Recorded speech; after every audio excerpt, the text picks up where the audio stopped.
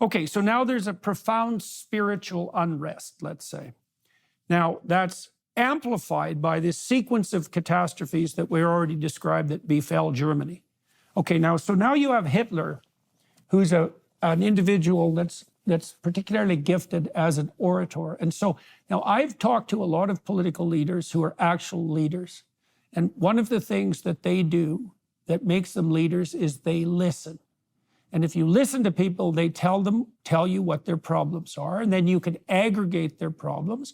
And if you listen to them, they'll tell you what sort of solutions they'd like to see, and you can aggregate those. But there's two ways you can go about it. So if you're a policeman and you grill a child about the sexual misbehavior of his teacher in the classroom, and you do that with enough seriousness, you can get perfectly healthy, unmolested children to come up with fantasies about mutilation and sexual misbehavior that are so brutal and all-encompassing, you'd have to believe they were real. And that's because the child's fantasy starts to manifest answers that would match the paranoia of the interlocutor and leading the witness, let's say. And so that's what accounted for the daycare sexual abuse scandals of the 1980s. But the same thing happened, this was Jung's argument, the same thing happened politically.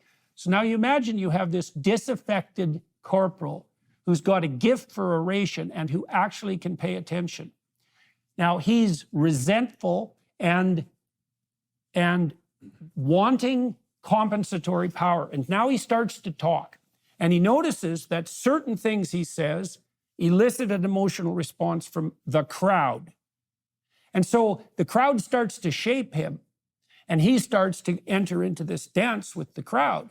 And he becomes the repository of the unconscious, resentful, vengeance-seeking fantasies of the whole German Reich. And that vision, that hateful vision of destruction, ethnic purity and destruction, starts to make itself manifest within him, and then he reflects that back to the crowd. And when they become emotional about it, he hones the argument. So you could say Hitler targeted the evil that was lurking in the unconscious of the disaffected Germanic population, and he was willing to take that to its logical extreme. It propelled him, obviously, to great heights of power, right? So he was the ruler of that unconscious hell. Now, I read that, I read Jung's work pertaining to Hitler, and I thought, that's the best description I've ever seen of exactly how that horrible vision emerged and also why it had such power. You had this skill of Hitler to collect and to orate, combined with his absolute willingness to go wherever the impulsive crowd was prone to direct it.